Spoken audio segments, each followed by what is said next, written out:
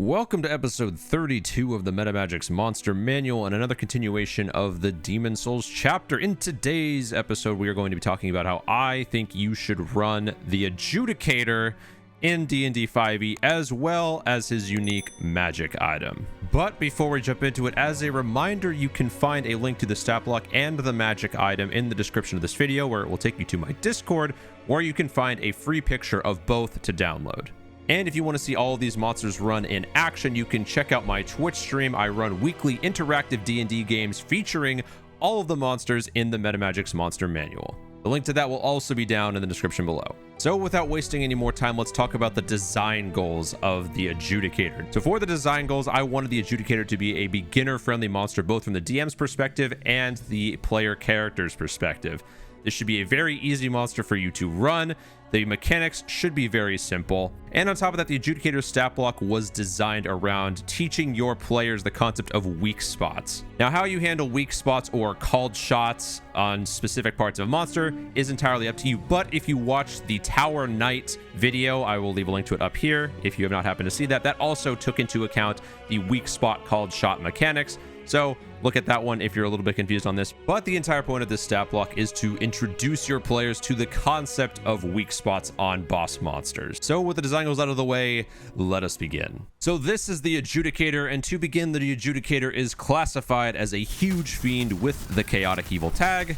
It has an armor class of 13, pretty easy to hit, only 75 hit points, and a movement speed of 20 feet. For the stat array, the only real noteworthy stat here is the above average 17 strength with only a 6 dex, 14 con, 6 int, 12 wisdom, and 10 charisma. The Adjudicator has resistance to bludgeoning, piercing, and slashing damage from non-magical attacks, a passive perception of 11, speaks 0 languages, and is a challenge rating of 5. Moving on, let's talk about the ability of the Adjudicator, and the only ability that we need to talk about is Weak Spot. The Adjudicator is immune to all damage unless the attacks are targeted at either an exposed wound in the stomach, the one you can see with the big cleaver on the side of it, or at the golden bird perched in place of the Adjudicator's head. When the exposed wound takes 25 points of damage, the Adjudicator gets knocked prone. Damage on the exposed wound does not count towards the Adjudicator's hit points, so it's an entirely separate HP pool that is constantly refilling when the Adjudicator gets back up from the prone state. So you deal your 25 points of damage to the weak spot, Adjudicator immediately falls over, no save required, and then the entire party should be wailing on the golden bird on the head to eventually kill it. So for the Adjudicator's actions, we first have Cleaver. It is a melee weapon attack plus 6 to hit, reach 10 feet, 1 target, and deals 3d8 plus 3 slashing damage. The Adjudicator's other action is the Tongue Strike, which is a ranged weapon attack plus 6 to hit, reach 20 feet, and 1 target, dealing 3d8 plus 3 bludgeoning damage. So super simple, not too much to remember in terms of the stat block, but what does your party get when they defeat the Adjudicator? Well, your party would get the Meat Cleaver.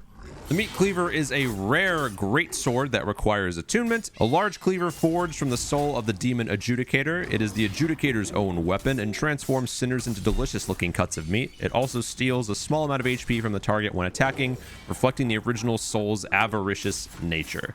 So it deals 2d6 damage, as most great swords do. You gain +1 to attack and damage rolls made with this weapon. And when you successfully damage a creature with this weapon, you may steal a part of the creature's life force, healing for half of the damage dealt. You can do this a number of times equal to your proficiency bonus and regain all expended uses when you finish a long rest, so this weapon's efficacy levels up with you. And of course, you could either just give this to your party immediately as a part of killing the Adjudicator, since it is the Adjudicator's own weapon, or you could make it part of the forging process with the Searing Demon Soul, as talked about in the Flame Lurker video. Also, we'll link to that somewhere up here.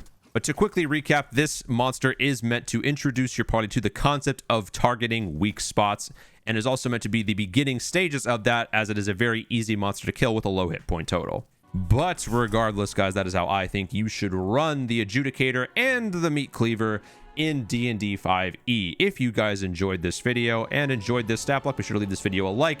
If you have any comments on how you think this should be done differently, or if you just like the stat block in general, leave them in the comments down below. I'm interested to hear what you guys have to say.